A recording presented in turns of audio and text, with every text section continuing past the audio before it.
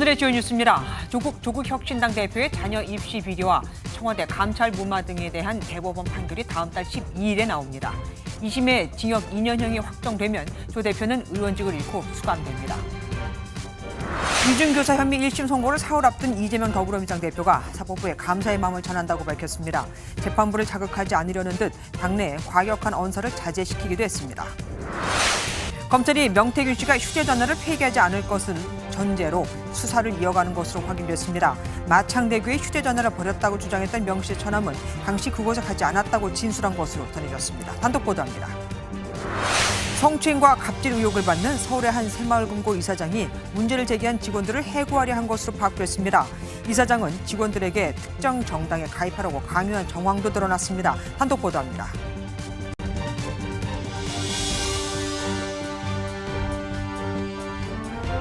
조국 혁신당 대표의 정치적 명운을 가를 대법원 선고가 다음 달로 정해졌습니다. 앞서 2심 재판부는 자녀 입시 비리 혐의 대부분과 특별감찰관 감찰 무마 혐의를 인정해서 징역 2년을 선고했었는데 대법원에서 형이 그대로 확정되면 수감 생활을 해야 하는 건 물론 의원직도 잃게 됩니다. 여기에 피선거권까지 박탈돼 차기 대권 도전도 사실상 불가능해지죠. 정치 인생에 치명타를 입게 되는 겁니다. 첫 소식 이혁재 기자가 준비했습니다. 대법원이 조국 혁신당 대표의 상고심 선고 날짜를 다음 달 12일로 잡았습니다. 재판에 넘겨진 지 5년 만이자 2심 선고 이후 10달 만입니다. 2019년 12월 검찰은 조 대표를 자녀 입시 비리 혐의와 자녀의 장학금 부정수수 혐의로 기소했습니다. 조 대표는 청와대 민정수석으로 재임 중일 때 재산을 허위 신고하고 유재수 전 부산시 경제부시장에 대한 특별감찰관의 감찰을 무마했다는 혐의도 받았습니다. 검찰이 왜곡하고 과장한 혐의에 대해서 사실과 법리에 따라 하나하나 반박하겠습니다.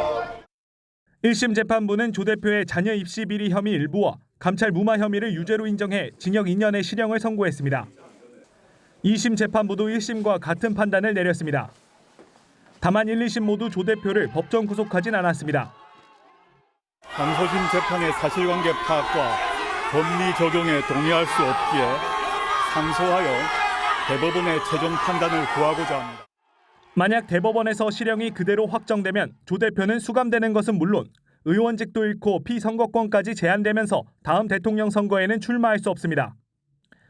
반면 대법원이 1, 2심 판단을 뒤집어 다시 고등법원으로 내려보낸다면 최종적인 형 확정은 내년 이후로 넘어갈 것으로 보입니다. MBN 뉴스 이혁재입니다.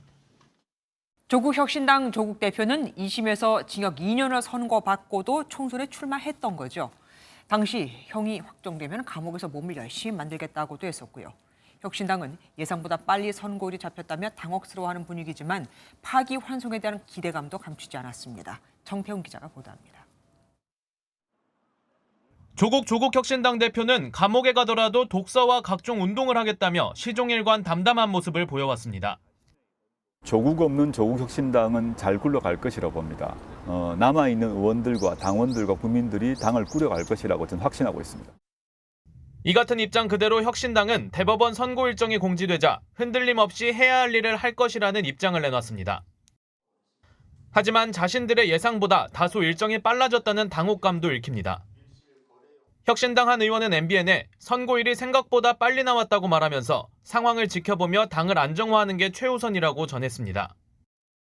또 다수의 당내 인사들은 과한 부분이 많아 파기환송을 기대하고 있다고 입을 모으며 더욱 결집할 계기가 될 것이라고 설명했습니다. 만약 조 대표의 원심이 그대로 확정되면 당원 당규에 따라 김선민 수석 최고위원이 대표직을, 상실된 의원직은 차기 비례대표 순번이었던 백선희 서울신학대 교수가 이어받게 됩니다. 조국 혁신당은 잘못된 가정으로 움츠리지 않겠다며 의연함을 보인 가운데 조국 대표도 지역에서의 대통령 탄핵 추진 행사를 예정대로 소화했습니다. MBN 뉴스 정태용입니다.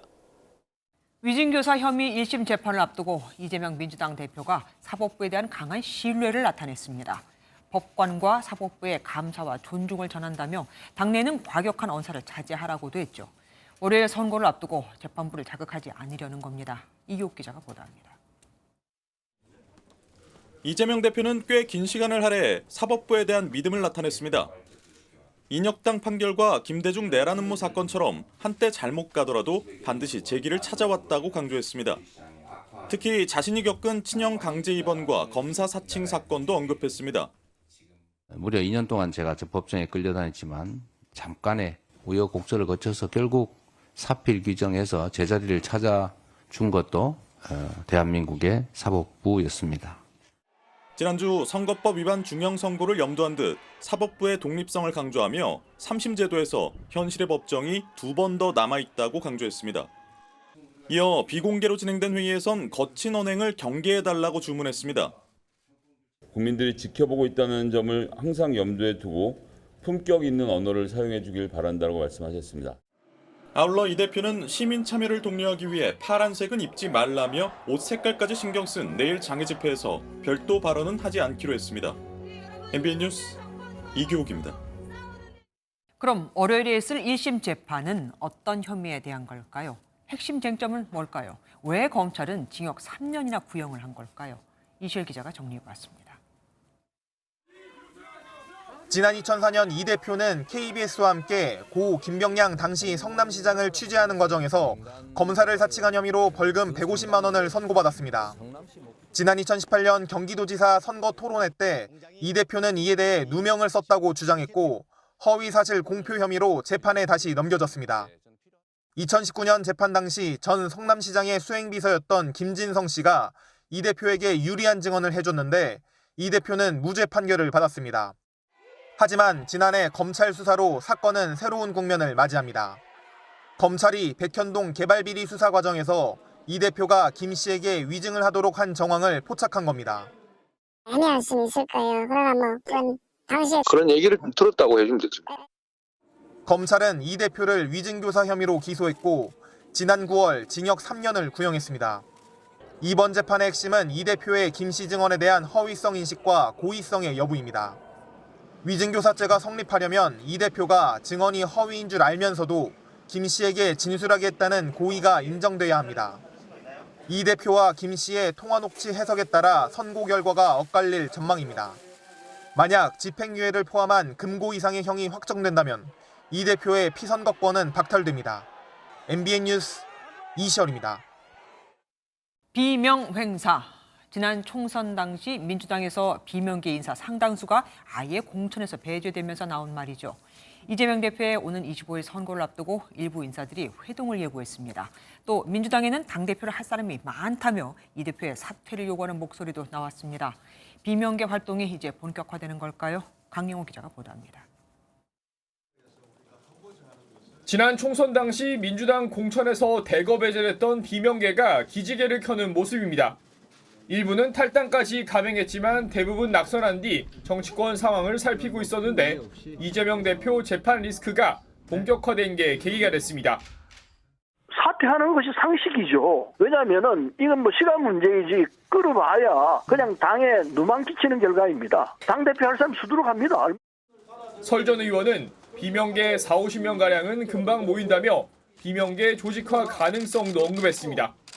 실제 비명계 한 인사는 MBN 통화에서 25일 선거 이후 다른 비명계 인사들과 모임을 가질 생각이라며 소통하는 인사 중엔 민주당 현역 의원도 있다고 귀띔했습니다.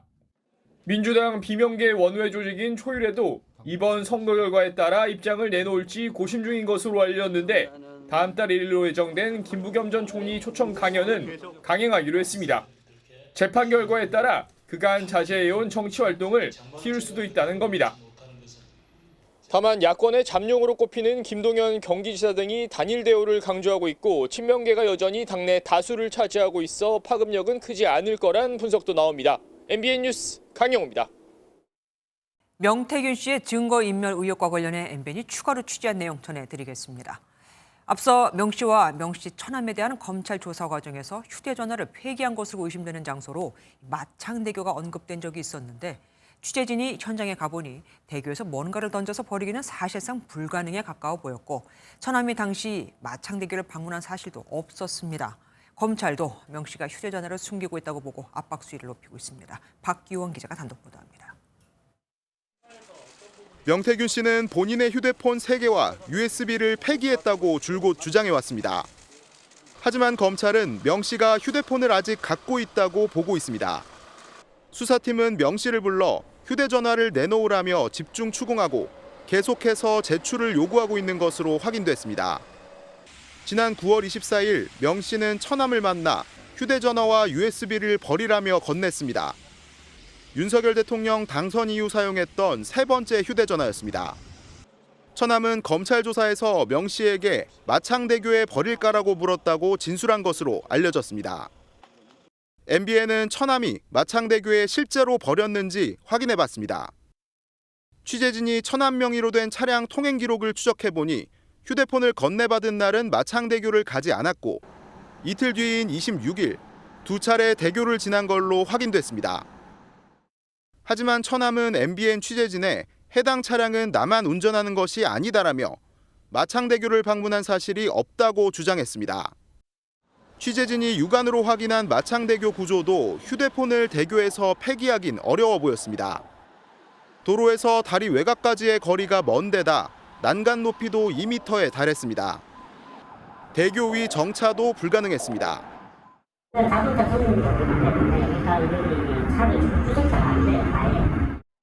검찰은 처남이 마창대교에서 버렸을 가능성은 낮다고 보고 행방이 묘연한 휴대전화 찾기에 수사력을 모으고 있습니다.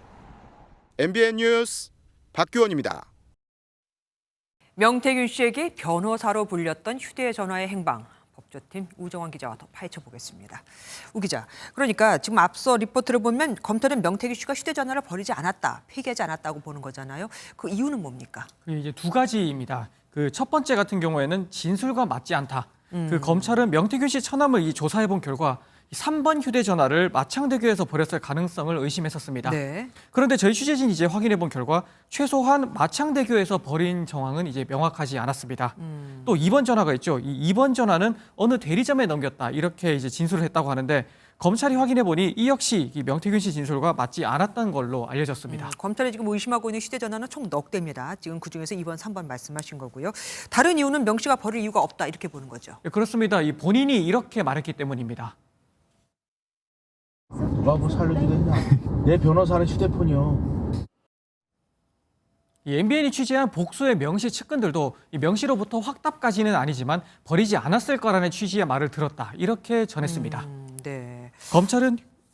검찰은 이제 휴대전화를 안 버린 게 맞다고 거의 확신하는 상황이죠. 이 상황에서 명 씨를 압박하고 있습니다. 그러니까 휴대전화를 버렸냐 안 버렸냐가 아니라 안 버렸으니까 어디 있냐 이걸 지금 추궁한다는 겁니다. 검찰이 이렇게 휴대전화에 목을 매는 이유가 있겠죠? 이 명 씨가 연루된 의혹은 총 3가지입니다. 그 공천 개입, 그리고 여론조사 조작 의혹, 마지막으로 국가산업단지 개입 의혹입니다. 명 씨가 버렸다고 주장하는 휴대전화 중 2번, 여기에는 대선 시기에 썼다고 하죠. 이 공천과 여론조사와 관련한 증거들이 있을 가능성이 크다고 볼 수 있습니다. 그리고 처남에게 넘겼다고 하는 3번 휴대전화는 대통령 재직 시기에 쓴 걸로 알려져 있어서 여기에는 산업단지 개입 의혹과 관련한 증거가 있을 수가 있습니다. 네.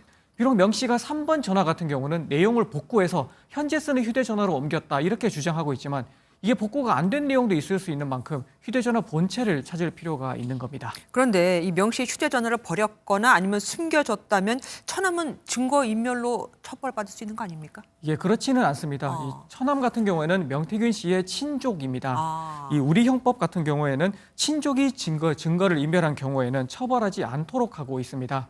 이 가족이 증거인멸을 도와주는 행위를 도의적으로 비난하기는 어렵다는 관념에 따른 겁니다. 네. 다만 증거인멸을 통상적인 수준 이상으로 지시한 게 드러난다. 이 경우에는 명태균 씨 본인은 처벌될 가능성이 있습니다.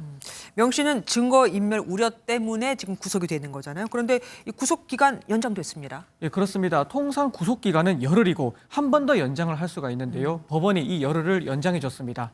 이 명태균 씨 측은 이게 부당한 구속인지 법원의 판단을 받아보는 구속 적부심을 청구할 예정입니다. 예, 우정환 기자 수고하셨습니다.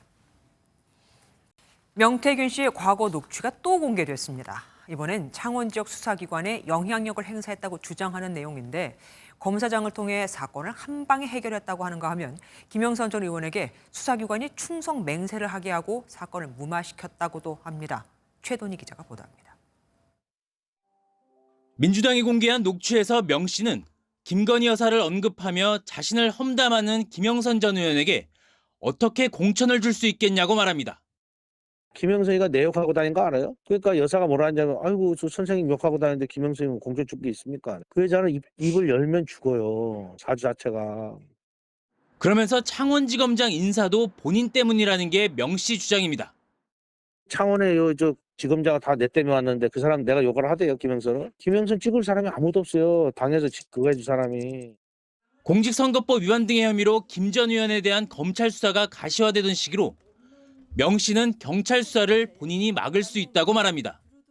김영선한테 충성합니다. 충성하겠습니다. 다 3번씩 외쳤어. 누가 해줬노? 내가. 선관위 아무리 넘어와도 경찰에서 다 없애버려. 내가 해줬어. 명 씨는 지인의 선거법 위반 사건도 지검장을 통해 한 방에 해결했다며 본인의 영향력을 과시하기도 합니다. 지검장이 저거대 저 누구 저 한동훈이하고 그 옛날 그러가 뭐 한 방에 해결해 줬지 뭐. 이번에 공개된 녹취에는 김 전 의원과 강혜경 씨와의 대화 내용도 포함됐습니다. 민주당은 지난해 5월 경남 선관위 조사 초기 김 전 의원이 강 씨에게 허위 진술을 지시하는 내용이라고 설명했습니다. MBN 뉴스 최돈입니다.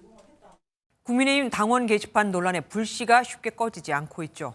한동훈 대표가 이와 관련해 입을 다물면서 오늘은 한 대표가 뛰어가고 그 뒤를 기자들이 왜인지도 모르고 쫓아가는 황당한 일까지 있었습니다. 경찰이 당원 게시판 논란 고발인에 대해 추가 조사를 벌였는데 일각에선 한동훈 대표도 한 대표의 가족도 아닌 제3자가 작성했다는 주장까지 나왔습니다. 이 작성자의 실제 성이 임 씨, 그러니까 한동훈 대표의 가족이 아니라는 겁니다. 조희로 기자입니다. 연일 계속되는 당원 게시판 논란에 대해 한동훈 국민의힘 대표는 여전히 말을 아꼈습니다. 제가 어제 그 부분에 대해서는 충분히 말씀드렸으니까 어제 말씀드린 걸 충분히 가름할 수 있을 것 같아요. 국민의힘은 이번 논란이 당무감사 대상에 해당되지 않아 불가능하다는 입장을 유지하고 있지만 친윤계의 반발이 이어지고 있습니다. 급기야 해당 글이 한 대표나 한 대표의 가족이 아닌 제3의 인물이 작성한 것이라는 주장도 제기됐습니다. 장성철 공론센터 소장이 한 라디오에 출연해 한동훈 대표 측으로부터 들었다며 가족이 아닌 다른 사람이 글을 썼다고 언급한 겁니다. 이에 대해 친한계의 핵심 관계자는 사실 무근이라고 잘라 말했습니다. 그러면서 경찰 수사가 이뤄지면 의문점들이 해소될 것이라고 덧붙였습니다. 다만 당원 게시판 논란 대응에 대해 친한계 일각에선 한 대표가 예전과 스타일이 달라져 우려된다는 분위기도 감지되고 있습니다. 경찰은 한 대표 가족 명의글 작성자 고발인을 고발 이틀 만에 추가로 조사했습니다. MBN 뉴스 조희로입니다. 국민의힘 당원 게시판 논란, 정치부 김지영 기자와 더 자세히 살펴보겠습니다. 어서 오십시오. 김 기자, 경찰은 정확하게 뭘 조사해야 하는 겁니까? 그러니까 이 당원 게시판에 대통령 부부 비방글을 누가 썼느냐 이거를 밝히는 게 핵심입니다. 네. 지난 5일 한 유튜브에서 제기한 의혹인데 한동훈 대표와 부인 등 일가 7명의 이름으로 올라온 비방글들이 당심을 조작했다는 주장입니다. 그렇다면 수사 결과를 지켜보면 되는 거 아닙니까? 근데 당내 계파 갈등이 또 불거졌습니다. 네, 근데 이를 두고 친윤 그리고 친한 간 시각차가 좀 큽니다. 친윤계는 한 대표가 직접 가족이 연관됐는지를 밝히면 된다. 당무감사에서 작성자 신원만 확인하면 되는 일이라고 말했습니다. 반면 친한계는 강제 수사권이 없는 당무감사는 한계가 있다며 경찰이 압수수색 영장에 자료 범위를 특정하면 당이 협조하면 된다고 강조했습니다. 같은 이름으로 하루 수백 개의 글이 작성되는 등 매크로 정황과 명의 도용, 해킹 등이 의심되는 만큼 수사가 필요하다는 겁니다. 수사를 해야 말씀대로 사실관계를 명확하게 짚어볼 수 있는 건데 그런데 이상한 건 오히려 친윤계가 경찰 수사를 지금 주장하고 있다는 겁니다. 네, 이 당원 익명 게시판에 의견을 표출하는 걸 위법으로 볼 수 있느냐, 그것에 대한 문제가 있어서 그런데요. 현재 당원 게시판 시스템은 어느 정도 수위의 발언이 해당 행위이고 또 어떤 경우 당원에 제재를 줄 수 있는지 기준이 없습니다. 이런 상황에서 경찰이 어떤 혐의로 압수수색 영장을 신청하고 법원이 그 혐의를 인정해 영장을 발부할지 봐야 합니다. 아까 제가 말씀을 거꾸로 드렸습니다. 네, 친한계가 친한계. 지금 그러고 네. 있습니다. 당원 익명 게시판. 어쨌든 의견을 올리는 게 다 죄는 아니니까 조사를 해봐야겠죠. 어쨌든 친윤은 정치적 판단을 하자, 친한은 지금 수사로 판단을 받자는 건데 한동훈 대표의 지금 대응에 대해서도 말이 많아요. 왜냐하면 한 대표가 지금까지 보인 대응과는 좀 다른 면을 보이고 있기 때문입니다. 정부를 향해선 국민 눈높이를 강조하며 신속한 대응을 요구했지만 가족 의혹은 법적 잣대를 들면서 소극적인 대응을 한다는 지적입니다.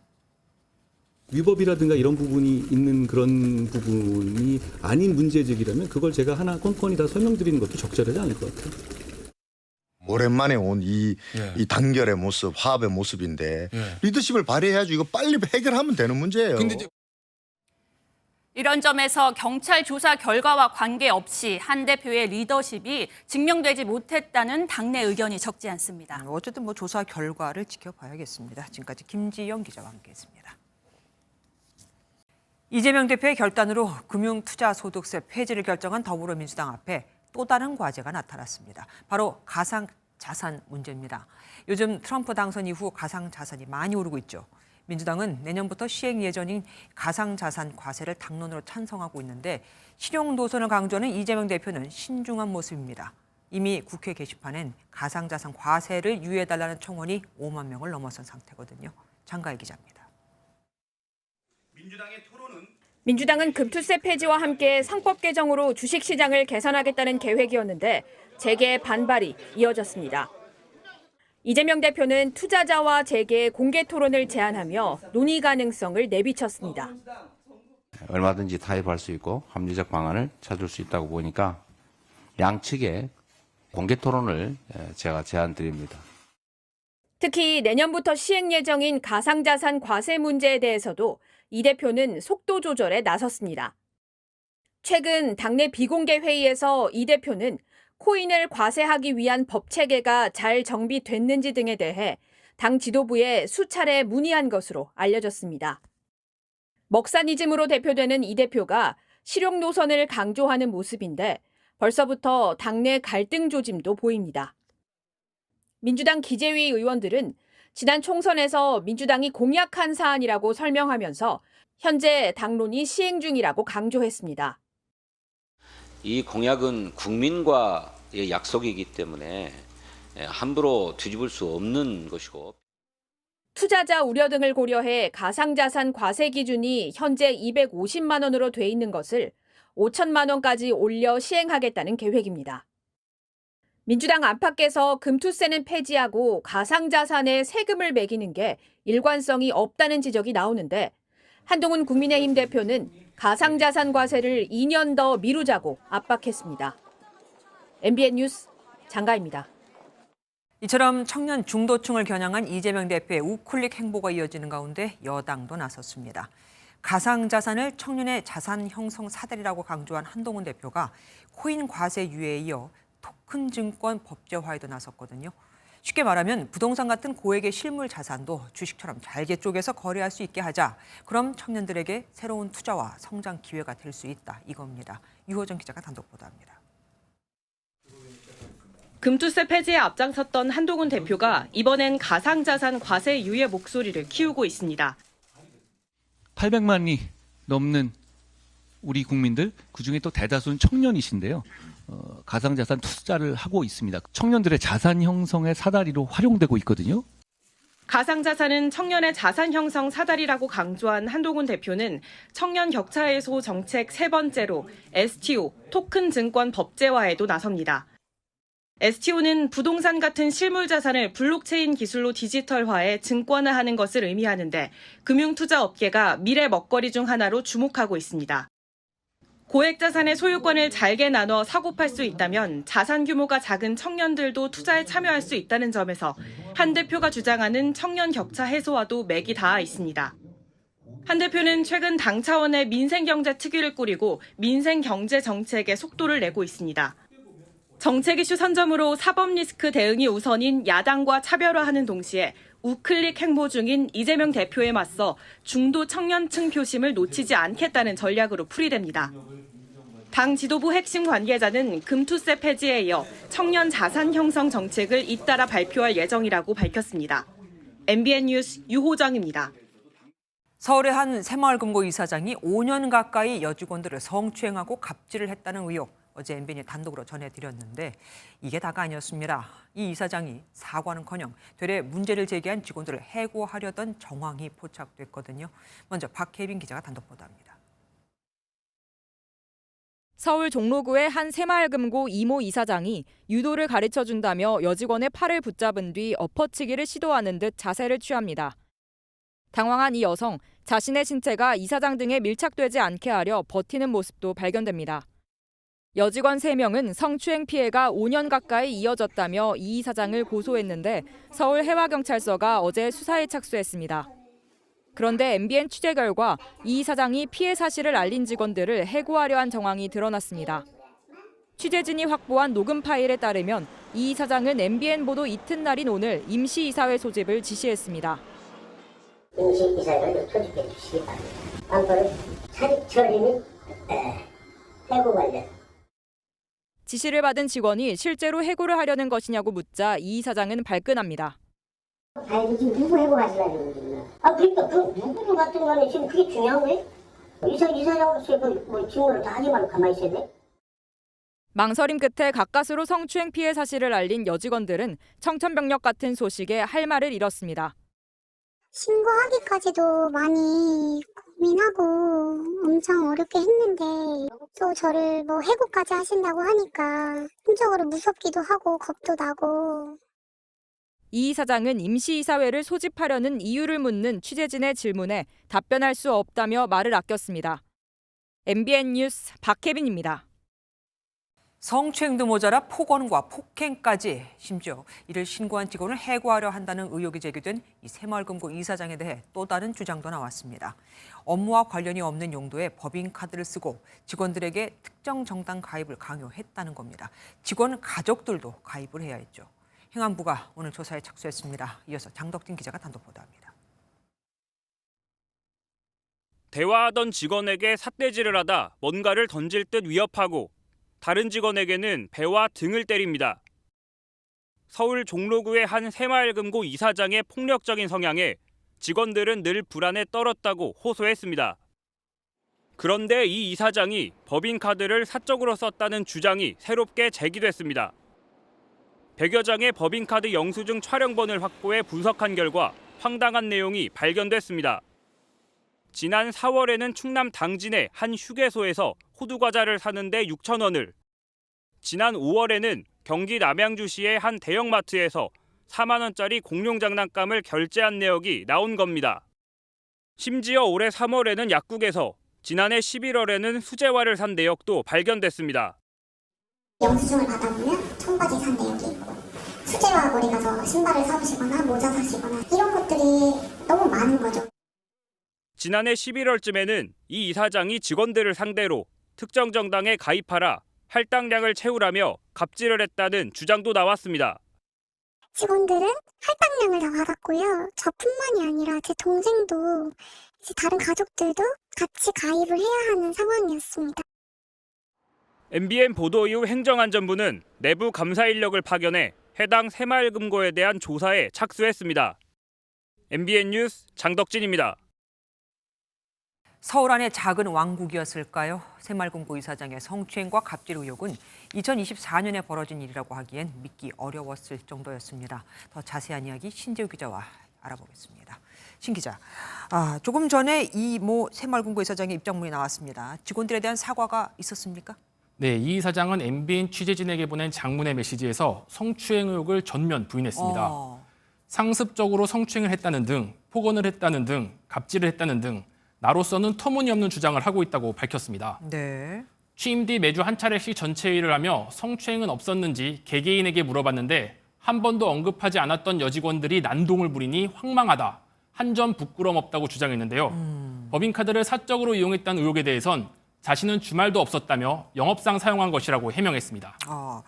저희는 어제 그 성추행 의혹이 관련된 영상을 보도해드리기도 했었습니다. 어쨌든 이 이사장 성추행 민원이 제기된 직후 피해자들을 회유한 정황까지 나왔잖아요. 네, 그렇습니다. 이사장은 한 피해 여직원에게 보낸 문자 메시지에서 다른 말은 하지 않겠다. 부디 성추행이란 단어는 입에 올리지 않았으면 한다고 보낸 것으로 드러났습니다. 그러면서 두 딸이 있고 손녀딸이 있는데 성추행 소리가 가장 무서운 소리가 된다고 덧붙였습니다. 네. 피해자들에게 입막음을 시도한 정황으로 보여지는데요. 문자 메시지를 받은 피해자는 MBN과의 통화에서 이사장이 딸을 언급해서 더욱 용서할 수 없었다며 분통을 터뜨렸습니다. 성추행 사건을 두고 중앙회 측이 지금 뒷북 대처를 하고 있다는 지적도 나옵니다. 어떤 내용입니까? 네, 피해자들이 중앙회 측에 성추행 피해 사실을 알리며 민원을 제기한 건 지난 18일 월요일이었습니다. 네. 그런데 중앙회 측은 피해 사실을 인지하고도 즉각 가해자와 피해자를 분리조치 않은 것으로 MBN 취재 결과 드러났습니다. 네. 이 때문에 성추행 피해자들은 이사장과 함께 김장 행사에 함께 참여하는 황당한 상황까지 벌어졌는데요. 어젯밤 MBN 보도 이후 오늘 오전에서야 분리조치가 됐는데 피해자들은 출근길이 지옥 같았다고 외치고 있었지만 중앙회는 나흘이나 손을 놓고 있었습니다. 이랬던 새마을금고 중앙회가 조금 전에 공식 입장을 내놨다고요. 네, 이 이사장은 직원들에게 오토바이 세차를 시키거나 자신의 건물에 바퀴벌레 퇴치약을 뿌리게 하고 전구까지 갈게 해서 공분을 샀었습니다. 네네. 중앙회 측은 조금 전 입장문에서 감독기관인 행정안전부와 공동자사를 실시하고 외모 노부법인을 선임해 직장 내 괴롭힘 관련 조사를 하겠다고 밝혔습니다. 예, 그 결과도 나중에 전해주십시오. 지금까지 신재우 기자와 함께했습니다. 강경파로 꼽혀온 임현택 전 의사협회 회장이 탄핵을 당하면서 의정 갈등의 돌파구가 마련될지 관심이 쏠렸지만 새롭게 출범한 의협 비상대책위원회 역시 강경 입장을 고수하고 있습니다. 비대위도 이미 수능까지 끝난 상황이지만 내년도 의대 신입생 모집 중지를 요구하고 나섰거든요. 여야 의정협의체 참여에 대해선 아예 논의조차 하지 않았다고 합니다. 한범수 기자입니다. 늦은 밤 서울의 한 식당 앞.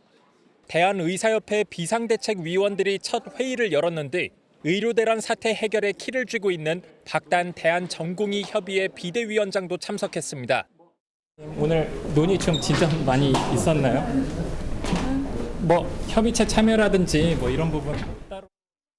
이면택 대한의사협회장이 탄핵당한 뒤 구성된 의협 비상대책위원회는 위원의 40%를 전공의와 의대생으로 채우며 사태 해결의 실마리를 제공할지 관심을 모았습니다. 하지만 첫 회의 결과는 더 강경했습니다. 내년 의대 신입생 모집을 중지하라며 정부의 태도 변화가 없으면 비대위도 움직이지 않겠다고 강조했습니다. 의정 갈등 해소를 위해 출범한 여야 의정협의체 참여는 논의조차 하지 않았다는 설명입니다. 대화의 껍질만 있고 위표만 있고 정부가 그동안 여태까지 저질러온 것을 그냥 받아들여라 하는 형태의 협의체는 의미가 없다. 현재 협의체에 참여하고 있는 대한의학회와 한국의과대학 의학전문대학원 협회를 향해서는 거기서 나오시는 게 어떨까 싶다고 밝히기도 했습니다. 비대위가 오는 27일 2차 회의를 예고한 가운데 의협과 정부 모두 팽팽한 입장차를 보이고 있어 의대 지원을 앞둔 수험생은 물론 환자들의 불안은 커지고 있습니다. MBN 뉴스 한범수입니다. 택시 무임 승차를 해 경찰 지구대까지 온 사람이 인적 사항을 적지 않는다는 이유로 경찰에게 무력 진압을 당했습니다. 경찰은 술에 취해 난동을 부리는 바람에 진압이 불가피했다고 항변하고 있는데 장진철 기자가 당시 CCTV 화면을 구했습니다. 직접 보고 판단을 해보시죠. 소파에 앉은 남성과 경찰관이 대화를 이어갑니다. 경찰이 건넨 수첩에 무언가를 쓰려던 남성. 그런데 펜을 내려놓고 항의하자 경찰 3명이 수갑을 채우려고 다가갑니다. 강하게 저항하는 남성과 이를 진압하는 경찰. 한 경찰관이 얼굴을 뒤로 젖힌 뒤 바닥에 누워있는 남성을 주먹으로 내리칩니다. 지구대로 들어와 제압이 시작되기까지 걸린 시간은 3분 남짓. 60대 남성은 지갑과 휴대폰을 잃어버리고 택시를 탔다가 무임승차로 지구대에 왔습니다. 진압 과정에서 치아와 종아리를 다쳤고 과잉 진압을 당했다며 경찰관 3명을 독직 폭행 혐의로 고소했습니다. 아버지를 폭력으로 하고 그 와중에 이제 아버지가 이제 목이 숨을 못 쉬셔가지고 이제 거기를 다리를 깨물었다고 그걸 또 공무집행 방해로 하고 상해로 이렇게 자기네들이 엮은 거예요. 당시 진압 경찰은 신원조회를 거부하고 욕설을 해 현행범으로 체포했고 진압 과정에서 주치자가 종아리를 깨물어 방어하다 진압 지침에 따라 물리력을 행사한 것이라고 해명했습니다. 검찰로 넘겨진 60대 남성은 공무집행 방해 혐의가 인정돼 현재 재판을 받고 있습니다. MBN 뉴스 장진철입니다. 우크라이나가 영국산 스톰 섀도우 미사일을 러시아 영토를 향해 발사했다고 전해드렸었는데 이 미사일로 인해 러시아에 파병된 북한군 고위 장성이 다쳤다는 보도가 나왔습니다. 북한군 고위 장성의 피해가 확인된 건 이번이 처음입니다. 한여희 기자입니다. 지난 20일 우크라이나는 러시아 쿠르스크 지역에 영국산 스톰 섀도우 공대지 순항 미사일을 발사했습니다. 미사일이 겨냥한 곳은 쿠르스크 마리노 마을의 군 지휘본부로 북한군과 러시아군 장교들이 사용한 시설로 추정됩니다. 미국 월스트리트 저널은 이곳에서 북한군 고위 장성 한 명이 부상을 입었다고 보도했습니다. 러시아가 쿠르스크 지역을 탈환하기 위해 북한군을 배치한 이후 북한군 고위 장성이 다쳤다고 확인된 건 이번이 처음입니다. 앞서 쿠르스크 지역에서 교전이 이어지며 북한군 사병 사상자가 발생했다는 보도는 있었습니다. 북한의 공식 반응은 없는 가운데 해당 장성이 누구인지와 얼마나 다쳤는지는 알려지지 않았습니다. 러시아 파병 북한군에 김영복 총참모부 부총참모장, 리창호 정찰총국장, 신금철 인민군소장이 포함된 것으로 알려진 바 있어 이들 중 한 명일 가능성이 있습니다. This contingent includes at least 500 officers of the DPRK army, with at least 3 generals from the general staff.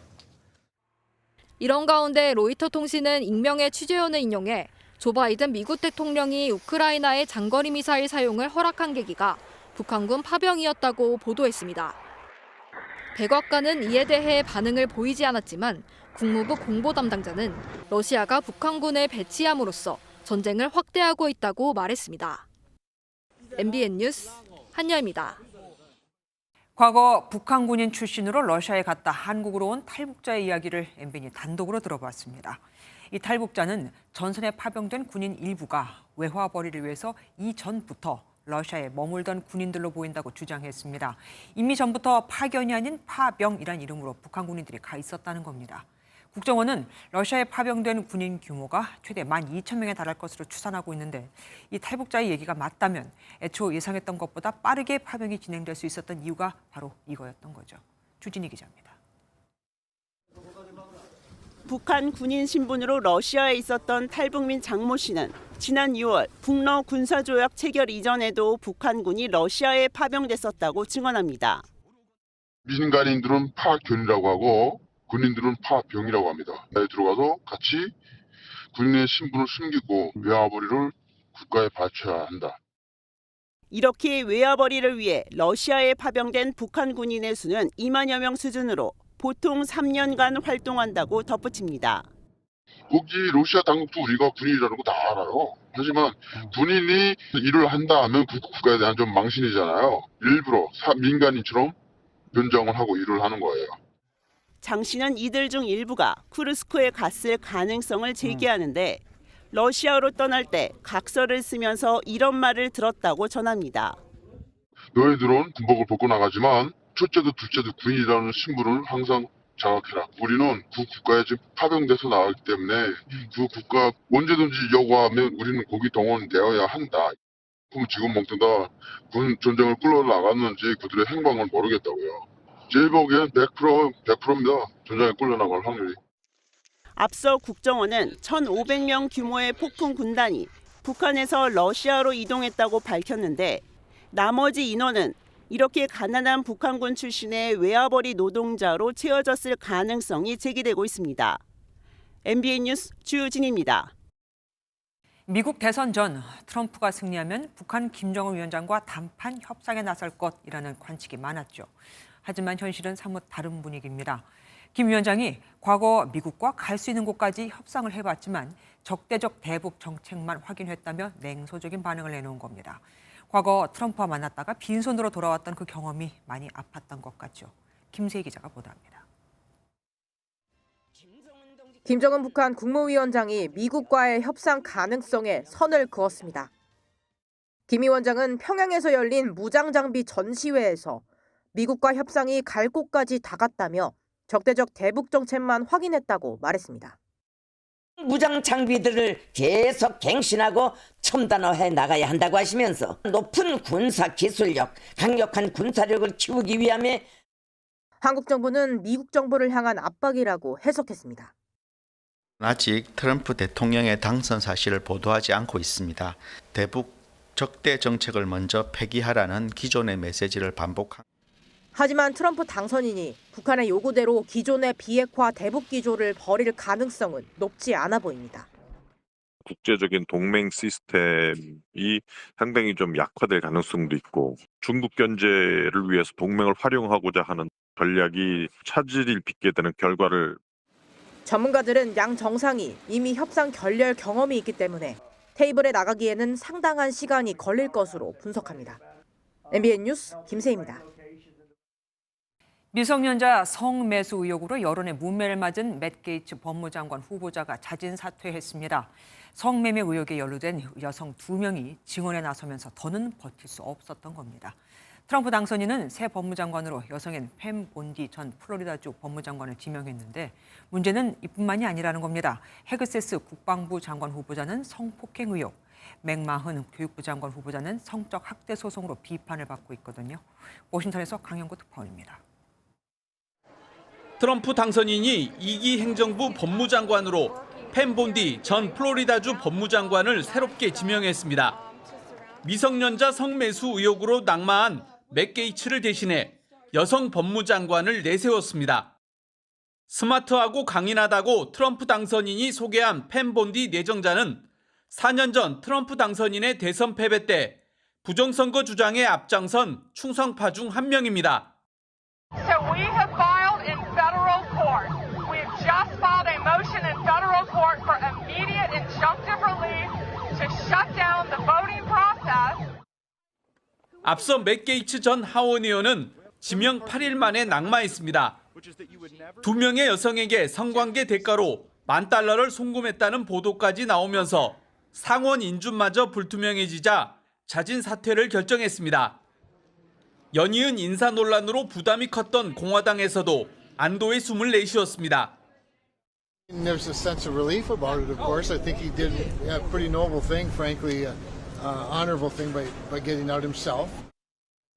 다만 성폭행 의혹이 불거진 피트 헤그세스 국방장관 지명자와 친러시아 발언으로 물의를 빚은 털시 게버드 국가정보국 국장 지명자 등에 대한 논란은 여전한 상태입니다. 게이츠의 낙마로 트럼프 당선인도 체면을 구겼지만 전략적 양보를 통해 나머지 후보자들의 인선에 숨통을 틔웠다는 분석도 나오고 있습니다. 워싱턴에서 MBN 뉴스 강영구입니다. 올여름 무더위를 예측했던 기상청이 이번 겨울에 대한 전망도 내놓았습니다. 올겨울엔 한파가 길게 이어지진 않겠지만 갑작스럽게 기온이 뚝 떨어지는 일이 반복될 거라고 하네요. 강세영 기자가 알아봤습니다. 은행나무 잎이 길에 노란 카펫을 깔았습니다. 낙엽이 쌓인 길을 걸으며 늦가을을 만끽해봅니다. 가을이 좀 빨리 지나가는 것 같아서 너무 좀 아쉬워요. 충분히 좀 주변도 둘러보고 가을 날씨를 좀 느껴볼 생각입니다. 은행나무가 예쁘니까 생각하니까 좋아요. 오늘 서울은 온종일 맑은 날씨에도 불구하고 한낮 기온이 10도에 머물렀습니다. 점차 겨울이 다가오고 있는 겁니다. 12월과 1월엔 한파가 오랫동안 이어지진 않을 전망입니다. 올해 티베트에 눈이 적게 쌓였는데 이 영향으로 지표면의 열이 대기로 방출되며 한반도의 기온을 높이기 때문입니다. 하지만 때때로 북극해 찬 공기가 한반도로 내려오는 길이 열리게 되면 기온이 뚝 떨어지겠습니다.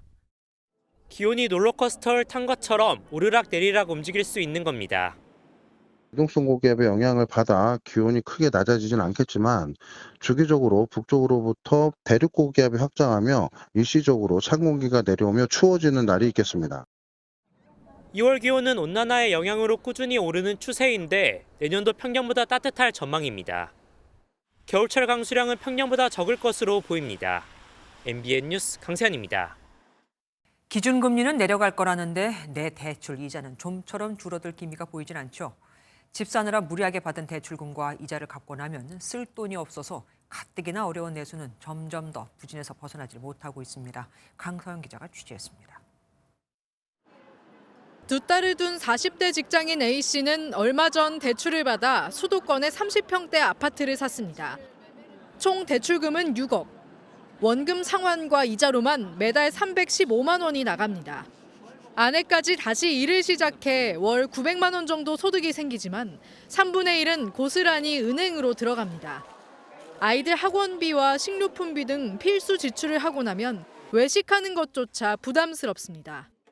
네, 지금 한 35% 정도 이제 나가고 있습니다. 진짜 숨만 쉬어도 나가는 돈이 어마어마하게 커지다 보니까 투잡을 떼야 되나? 수도권 내 집 마련을 위한 30, 40대들의 연끌 대출이 늘면서 가계부채는 어느새 2천조 원에 육박하고 있습니다. 올해 3분기 가계빚 규모는 지난 분기보다 18조 원 늘어난 1913조 8천억 원으로 나타나 역대 최고치를 찍었습니다. 반면 대출을 제하고 쓸 수 있는 가구당 가처분 소득은 지난 2분기 기준 월 396만 원으로 전분기보다 10만 원 가까이 줄었습니다. 빚은 늘고 소득은 줄면서 자연스레 씀씀이도 줄어 나라 전체에도 돈이 제대로 돌지 못하고 있습니다. 기업의 투자에도 필요한 이 자금이 오히려 부동산 시장으로만 몰리게 되면 장기적으로 한국 경제의 성장을 동력을 훼손할 수 있는. 기준금리를 내려도 금융당국의 가계빚 관리 때문에 대출금리는 당분간 높은 수준을 유지할 것으로 보여 연끌 대출자들의 곡소리는 더 깊어질 전망입니다. MBN 뉴스 강서영입니다. 혹시 주변에 사기 피해자가 있진 않으십니까? MBN이 취재해보니 올해 들어 지금까지 사기 범죄 피해자가 30만 명을 넘는 것으로 나타났습니다. 오죽하면 대한민국은 사기 공화국이라는 비아냥이 나올까요? 대한민국 사기 범죄 실태 장동건 기자가 고발합니다. 30대 A씨는 지난 9월 부업으로 비대면 심리 상담을 하기 위해 한 업체의 오픈 채팅방에 들어갔습니다. 그런데 업체 대표와 매니저가 A씨에게 금전적 어려움을 해결해 주겠다며 주식 투자를 권유했습니다. 믿을 만하다고 생각했던 A씨는 가족 몰래 대출까지 받아 3천만 원을 보냈지만 수익금을 넣어준다는 사이트는 폐쇄됐고 상담업체가 가짜라는 사실도 뒤늦게 알게 됐습니다. 결국 A씨는 경찰서를 찾을 수밖에 없었습니다. 너무 참담했고 아이들을 보기도 너무 미안했고 남편을 보기도 너무 미안했고 가해자들이 회사 워크숍에 필요하다며 미리 촬영하게 한 투자 후기 영상입니다. 이러한 영상들은 또 다른 피해자를 유인하는 데 쓰였습니다. 냉장고 등 고가 제품 공동구매에 참여하면 구매 비용 일부를 더 얹어서 환급해준다는 말에 100만 원가량을 보낸 B씨도 감쪽같이 속았습니다. 대출을 해가지고 여기에다 돈을 내게끔 그래서 지금 생각해보면 그 단톡방 안에 있던 전부가 다 한패였던 것 같아요. 피해는 이뿐만이 아닙니다. 올해 9월까지 국내 사기 범죄 발생 건수는 31만여 건으로 지난해 같은 기간보다 20% 넘게 늘며 전체 범죄의 4분의 1을 차지했습니다. 지난해 사기 범죄로 인한 피해액은 무려 18조 원이 넘습니다. 반면 사기 사건 수사가 한층 복잡해지면서 검거율은 매년 떨어지고 있습니다. 국내외 온라인 플랫폼과 수사기관의 사기 방지 협력 체계를 강화하고 특히 비대면 SNS 이용자들은 각별한 주의가 필요하다는 지적입니다. MBN 뉴스 장동건입니다. 요즘 인간의 형태를 한 휴머노이드 로봇들이 공장의 힘든 공정이나 위험한 일에 속속 투입되고 있습니다.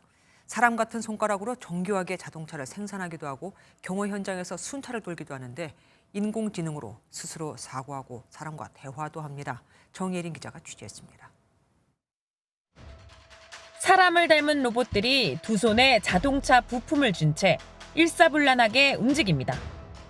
양손을 각각 사용해 부품을 정확한 위치에 끼워 넣는데 밀리미터 단위로 정확히 고정합니다. 미국의 한 로봇 개발 업체가 개발한 휴머노이드 로봇으로 BMW 자동차 공장에 시험 투입됐습니다. 이 로봇은 이전 모델보다 일하는 속도도 4배나 더 빨라졌습니다. 인공지능을 탑재해 스스로 사고하고 사람과 대화도 가능합니다. You're welcome. If there's anything else you need help with, just let me know. 트럼프 미국 대통령 당선인의 자택에서는 현대차의 자회사가 개발한 로봇계 스폿이 순찰하는 모습이 포착되기도 했습니다. We mostly use the depth data from those cameras to generate a 3D map of the surroundings. 최근 로봇은 산업 현장이나 순찰까지 맡길 수 있을 정도로 진화했습니다. 로봇은 이제 망가지거나 손상이 돼도 상관이 없잖아요. 공장도 이제 위험하거나 3D 업종 같은 데서는 로봇을 도입하는 게 그쪽부터 될 거라고 생각하고 있습니다. 사람이 접근하기 어렵거나 시야가 제한된 곳에서 수월하게 작업이 가능하도록 첨단 장비까지 동원되며 능력이 향상되고 있는 만큼 로봇의 인지기능 발전도 속도를 맞춰야 한다는 건 과제로 남습니다. MBN 뉴스 정혜린입니다. 11월 22일, 오늘은 김치의 날인데 이 김치의 날이 우리나라에만 있지 않다는 걸 아십니까? 우리나라에서도 식품으로는 처음으로 법정 기념일이 됐지만 김장은 이미 2013년에 유네스코 인류 무형유산으로 등재가 됐고 타국 여러 나라에서도 지금 김치의 날이 지정되고 있거든요. 김치는 이제 우리만의 식품이 아닌 전 세계인의 사랑을 받는 K푸드의 상징이 됐습니다. 고정수 기자입니다. 초겨울인데 전통 한옥이 빨갛고 파랗게 물들었습니다. 새빨간 김치 속 파란 배추와 무가 가득해섭니다. 50명 정도의 사람들은 배춧잎을 하나하나 들추면서 김치 양념을 꼼꼼히 바릅니다. 올해로 5번째 김치의 날을 맞아 열린 나눔의 김장 행사입니다. 김치의 날은 재료 하나하나가 모여 22가지 효능을 만들어낸다는 상징적 의미를 담고 있습니다. 이제 세계인의 음식이 된 김치는 다문화 가족들에게도 익숙합니다. 담그는 거는 처음이 아니십니다. 여러 번 해봤는데 이런 행사에 와서 새롭기도 하고 신기하기도 하고. 우리뿐 아니라 다른 나라 중 최초인 아르헨티나 등 4개국 15개 지역에서도 김치의 날을 지정하는 등 세계화는 빨라지고 있습니다. 지난달까지 3만 8천 톤이 넘는 올해 김치 수출량 역시 역대 최고를 기록할 전망입니다.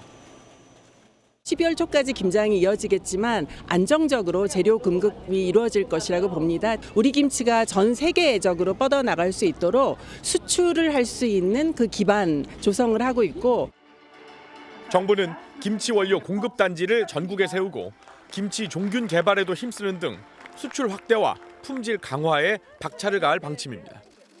MBN 뉴스 고정수입니다. 개국 30주년을 맞아 MBN이 준비한 특별 전시 불멸의 화가 빈센트 반 고흐의 진품 명화전이 개막식을 했습니다. 관람은 오는 29일부터 가능한데 사전 예매로만 30만 장 넘는 티켓이 팔려 나갔습니다. 김심가연 기자가 보도합니다. 해질녘의 강렬한 색채를 과감한 붓터치로 담아낸 씨 뿌리는 사람부터 인물화 모델료를 지불할 여유가 없어 가장 자주 그린 자신의 얼굴, 자화상까지. 30여 년의 짧은 생을 불태우고 사라진 비운의 천재 화가 빈센트 반 고흐의 걸작 원화 70여 점이 MBN 특별 전시로 우리나라를 찾아왔습니다. 저희 MBN은 지난 95년에 방송에 첫 발을 들였고 이 문화 생활에 많은 노력을 하고 있습니다. 앞으로도 계속해서 여러분들 위해서 문화 프로그램을 하겠습니다. 국내에서 반 고흐 진품 단독 회고전은 지난 2007년, 2012년에 이어 세 번째로 12년 만에 최대 규모입니다. 자화상을 비롯해 반 고흐의 전 생애를 아우르는 대표작들이 한자리에 모였는데 전시된 작품의 총 평가액만 1조 원 규모입니다. 반 고흐 작품의 어떤 예술적 성장과 내면의 깊이를 살펴볼 수 있는 전시입니다. 반 고흐의 어떤 혼과 자신의 내면의 어떤 향한 작품의 그 열정을 사전 예매에서만 30만 장의 티켓이 팔리며 뜨거운 반응이 이어지고 있습니다. 오늘 개막식을 가진 반 고흐 명화전은 오는 29일부터 내년 3월 16일까지 일반 관객들을 만날 예정입니다. MBN 뉴스 심가현입니다. 첫눈이 내린다는 절기 소설인 오늘 다시 공기가 차가워졌습니다. 주말인 내일은 기온이 더 떨어지겠습니다. 내일 서울은 2도, 대전과 장수를 비롯한 내륙 지역은 영하권으로 떨어지면서 곳곳으로는 얼음이 얼고 서리가 내리는 곳도 있겠습니다. 내일 하늘은 대체로 맑게 드러나겠지만 오후 한때 경북 동해안으로는 비가 조금 내리겠습니다. 당분간 동해안으로는 너울성 파도를 조심하셔야겠습니다. 내일 아침에는 추워도 낮 기온은 예년 기온을 웃돌아서 포근함이 감돌겠습니다. 중부지방 낮 기온은 서울이 13도, 춘천도 12도까지 오르겠고 남부지방은 광주가 13도, 부산은 16도가 예상됩니다. 다음 주에는 비나 눈 소식이 잦겠습니다. 화요일부터 목요일 사이 전국에 비가 내릴 텐데요. 수요일부터는 찬바람이 강해지면서 곳곳에 첫눈 가능성이 있습니다. 내셨습니다.